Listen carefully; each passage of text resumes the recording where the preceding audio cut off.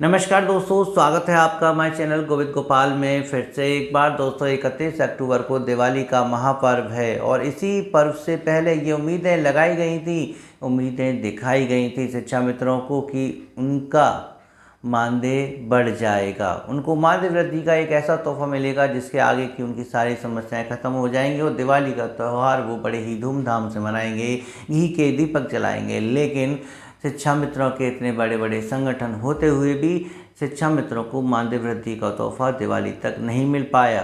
बात हुई, माननीय मुख्यमंत्री से वार्ता हुई और पता चला कि अब ये तोहफा दिवाली के बाद आचार संहिता खत्म होने के बाद 25 नवंबर के आसपास मिलेगा।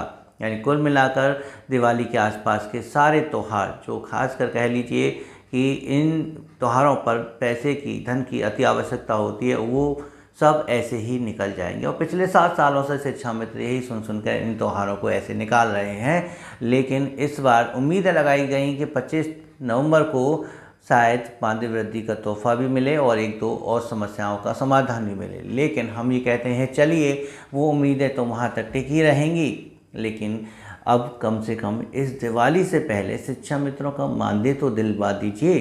क्या शिक्षा मित्रों का मानदेय दिवाली से पहले मिल पाएगा या नहीं, इसको लेके भले ही आज अपडेट आ गई कि शिक्षा मित्रों के बेसिक वालों की ग्रांट पहले ही अपडेट हो चुकी थी, पहले ही जारी की जा चुकी थी और सर्व शिक्षा के जो शिक्षा मित्र थे उनकी ग्रांट आज शासन से मंजूर हो गई हैं।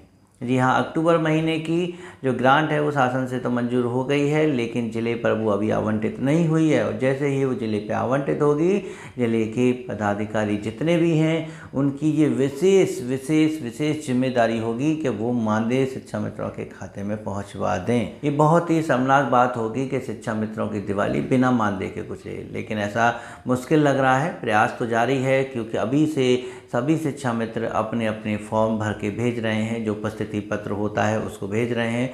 जो भी रह गए हैं उनको फटाफट से अपने ब्लॉक अध्यक्ष, जिलाध्यक्ष के द्वारा कार्यालय तक पहुंचवा दीजिए, ताकि जैसे ही ग्रांट आपके ज़िले पर आए सभी शिक्षा मित्रों का मानदेय एक साथ उनके खाते में पहुंच जाए।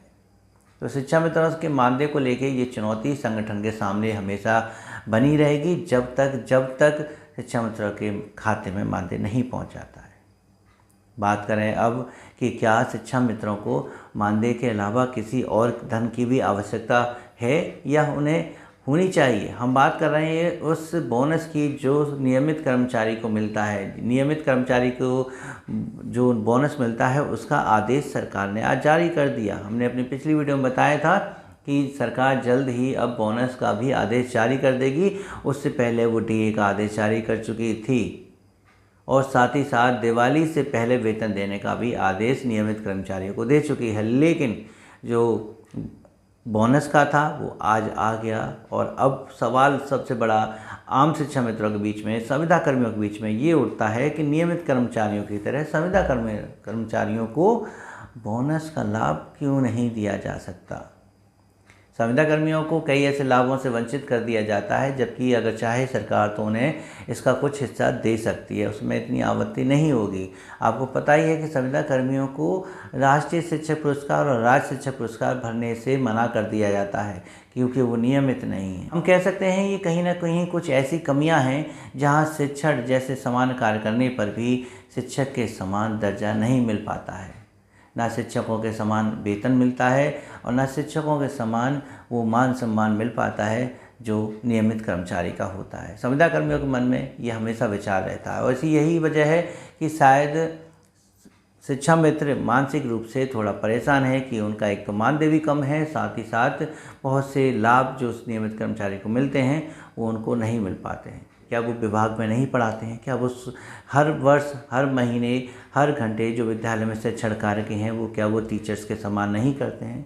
तो दिवाली जैसे पर्व पर जहाँ एक कारखाने में काम करने वाला, फैक्ट्री में काम करने वाला, बड़ी बड़ी कंपनियों में काम करने वाला हर मजदूर से लेके मैनेजर तक व्यक्ति बोनस लेता है, दिवाली का उपहार लेता है, गिफ्ट लेता है, लेकिन संविदा कर्मी एक ऐसा वर्ग है जहाँ दिवाली पर वो खाली हाथ वापस जाता है और बस इस उम्मीद से कि शायद जब तक घर पहुंचूंगा या जब तक दिवाली आएगी तब तक शायद मेरा मानदेय भी मेरे खातों में आ जाए। लेकिन मानदेय के भी संभावना जो है बहुत कम पड़ती है। कभी कभी ऐसा भी हो जाता है कि मानदेय भी नहीं आ पाता है और वही इस बार बन रही है और हम नहीं चाहते कि ऐसी कोई संभावना बने। इसलिए शिक्षा मित्र अपने प्रदेश अध्यक्ष, ब्लॉक अध्यक्ष, जिला अध्यक्ष, जो इनसे भी आपका संपर्क हो, उनसे कहिए कि आपके लिए कड़ी चुनौती है कि शिक्षा मित्रों के खाते में उनका मानदेय दिवाली से पहले होना चाहिए। आप चाहें भले ही बोनस ना दिलवाएं, आप भले ही हमें शिक्षकों के समान जो है अधिकार ना दिलवाएं, लेकिन अपने ही मानदेय को हमें इस त्योहार से पहले दिलवाने का कार्य आप कर दीजिए। चलिए, ये तो जानकारी सभी को वैसे थी, लेकिन हमें इस को लेके थोड़ी संवेदना ये थी कि अब कल जो शासन से ग्रांट जारी हुई है वो कितने दिनों में इस प्रक्रिया को करते हुए वो शिक्षा मित्रों के खाते तक पहुंचेगी, जबकि दिन अब बहुत कम रह गए हैं। शिक्षा मित्रों से संबंधित एक छोटी सी अपडेट और है, 19 अक्टूबर की ये अपडेट है। जैसे श्री चंद शर्मा जी MLC हैं, ऐसी आगरा खंड स्नातक क्षेत्र से MLC हैं डॉक्टर मानवेंद्र प्रताप सिंह जी, जो लगातार कई जिलों में भ्रमण कर रहे हैं।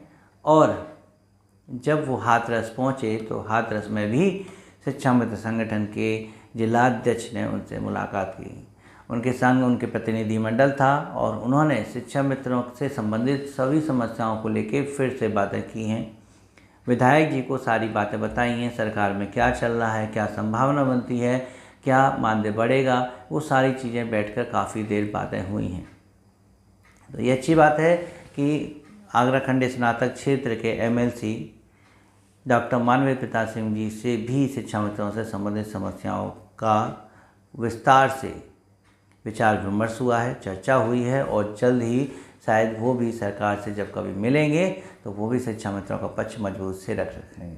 तो फिलहाल शिक्षा मित्र अपनी तरफ से कोई कमी नहीं छोड़ रहा है, जहाँ उम्मीद लगती है वहाँ अपनी बात कहता है, क्योंकि अब शायद वो समय है जहाँ सरकार भी शिक्षा मित्रों को सुनना चाहती है, चाहे वो सरकार के विधायक हों, चाहे MLC हों, चाहे सांसद जी हों। अब उनसे जो वार्ता होंगी वो डायरेक्ट सरकार तक पहुंचेगी, इसलिए शिक्षा मित्र अपना पूरा प्रयास कर रहा है। हमें बस ये लगता है कि यदि नवंबर में आपको खुशखबरी मिलती है तो वही आपकी असली दिवाली होगी, इसलिए बस थोड़ा सा धैर्य बनाए रखिएगा। इस पर्व को अपने परिवार के साथ कम पैसों में ही सही, चाहे ज़्यादा पैसों में सही, हर्षोल्लास के साथ प्रेमपूर्वक मनाइएगा। फिर देखते हैं आगे क्या होता है। फिलहाल तो हम ये चाहते हैं कि आप हमारे चैनल को सब्सक्राइब करके ज़रूर रखिएगा, ताकि शिक्षा से जुड़ी बेसिक से जुड़ी हम अपडेट आपको देते रहें। आपके क्या विचार हैं नीचे कमेंट करके जरूर बताइएगा। वीडियो अच्छी लगे तो उसे लाइक कीजिएगा, शेयर कीजिएगा। तो आपसे मिलेंगे अगली ऐसी कुछ नई अपडेट के साथ। तब तक के लिए नमस्कार, जय हिंद।